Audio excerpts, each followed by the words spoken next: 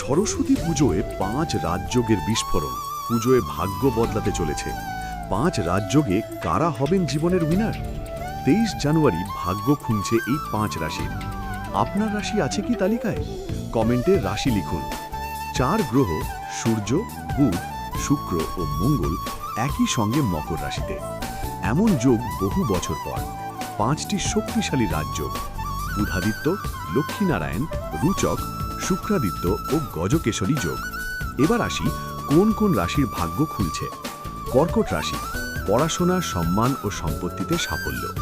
কন্যা রাশি, মানসিক শান্তি, সৃজনশীল কাজে সাফল্য পাবেন। ধনু রাশি, অর্থভাগ্য ও ব্যক্তিত্বে বড় উত্থান পাবেন। মকর রাশির জাতক ও জাতিকা, নতুন চাকরি ও ব্যবসায় সুবর্ণ সুযোগ আসবে।